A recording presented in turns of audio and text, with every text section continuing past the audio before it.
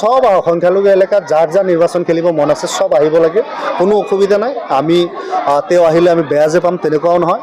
কিন্তু অখিল গগৈৰ মতলবটো অসমৰ জনগণে বুজা উচিত যে অখিল গগৈ আৰু লুৰিণজ্যোতি গগৈ এই দুইজন মানুহৰ কাৰণে যোৱাবেলি কংগ্ৰেছ, AIUDF, CPIM আৰু BPF-ৰ চৰকাৰখন অসমত ক্ষমতাত অহা নাই।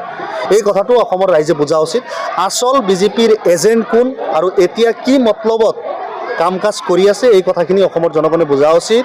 অখিল গগৈ সন্দেহৰ আৱৰ্তত, অখিল গগৈ নিজক প্ৰমাণ কৰিব কেনেকৈ কৰিব সেই কথাটো তেওঁৰ, কাৰণ যোৱা নিৰ্বাচনত আমি সন্দেহ কৰিছোঁ যে অখিল গগৈ আৰু লুৰিণজ্যোতি গগৈৰ কাৰণে কংগ্ৰেছ, AIUDF, BPF আৰু CPIM-ৰ চৰকাৰ অহা নাই। আৰু অহা দিনতো তেখেতে তেনেকুৱা এটা বুদ্ধি ভাঙিব গৈ আছে। তেওঁলোকে দেখা গৈছে যে কংগ্ৰেছৰ লগত এলায়েন্সত থকাৰ কথা আছিল, সেইটোও নাই। AIUDF-ক বাৰু এলায়েন্সত নলয় বেলেগ কথা, আমি বেলেগকৈ নিৰ্বাচন খেলিম। আমাৰ কোনো তেওঁলোকৰ এলায়েন্সৰ প্ৰয়োজন হ'ব বুলি আমি নাভাবোঁ।